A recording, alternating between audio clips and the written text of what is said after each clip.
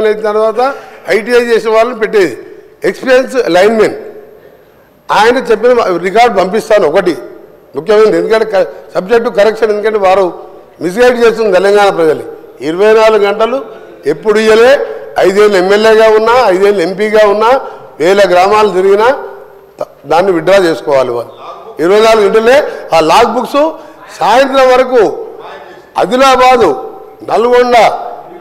అలంపూర్కి వెళ్ళి రాత్రి వరకల్లా మొత్తం తీసుకొచ్చి హైదరాబాద్లో ఓ లాకర్లో పెట్టి దాల విషయం ఎందుకంటే దాన్ని ప్రూవ్ అవుతుంది కదా అధ్యక్ష నేను వీడియో మీకు పంపిస్తా మీరు వీడియో ప్లే చేయండి అసెంబ్లీలో అందుకనే దయచేసి గౌరవ సభ్యులకు మీ మీద గౌరవం ఉన్నది మీరు దాన్ని విత్డ్రా చేసుకోండి రెండోది అధ్యక్ష రైతు బంధు గురించి వాళ్ళు మాట్లాడుతున్నారు నేను ఇంతకుముందు ఇంటర్వ్యూ అయ్యాను ఇప్పుడు మిస్గైడ్ చేసింది కాబట్టి నేను తర్వాత మాట్లాడదాం అనుకున్నా రెండో అధ్యక్ష ఎలక్షన్ల ముందు ఓఆర్ఆర్ అమ్మిన రోడ్లతోని వచ్చిన 7,000 కోట్లతోని ఒక ఇన్స్టాల్మెంట్ వేసాం సబ్జెక్టు రైతులకు సంబంధించి వారు మాట్లాడింది రెండవది ఎక్సైజ్ టెండర్స్ ఒక 1 year తర్వాత పెట్టే టెండర్స్ని 2,000 కోట్లు అన్ఎంప్లాయ్మెంట్ యూత్ దగ్గర సార్ వాళ్లకు అన్ఎంప్లాయ్మెంట్కు వేరే దారి లేక 2 లక్షల ఫీజు పెట్టి 2,000 కోట్లు నాన్ రిఫండబుల్ వసూలు చేసారు ఎక్సైజ్ టెండర్లు ఫైనల్ చేసారు ఆ డబ్బులు ఏం చేసినా తెలియదు అదే నేను వాస్తవం చెప్తున్నా రైతుల గురించి మాట్లాడుతున్నా మధ్యలో గౌరవ సభ్యులు నా పేరు కూడా తీసుకున్నాం సార్ ఇంకొకటి సార్ మన గోరంటే వెంకయ్య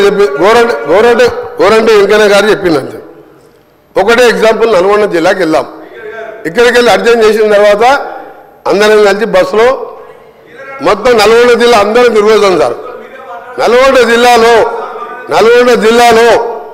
ఒక్క కొత్త ఎకరానికి ఆయకట్టు 10 ఏళ్లలో ఇచ్చినట్టు రుజువు చేస్తే నేను ఇక్కడి నుంచి రాజీనామా చేసి రాజకీయాలు బంద్ చేసుకొని అంటే నల్గొండ జిల్లా కూడా తెలంగాణలోనే ఉంది సార్ మొత్తం కానీ సార్ నేను చాలా సీరియస్గా చెప్తున్నా ఎందుకంటే నేను జిల్లాలో ప్రజల మధ్య ఉండే అందరిలాగే నేను కూడా ఒక్క జిల్లా ఒక్క ఎకరానికి సార్ ఒక్కటిసారి ఎగ్జాంపుల్ సార్ మా ఏం మార్పు మా కొండపోచమ్మ మల్లన్న సాగర్ రంగనాయక్ సార్ కడుపు నిండా నీళ్ళు ఉంటాయి సార్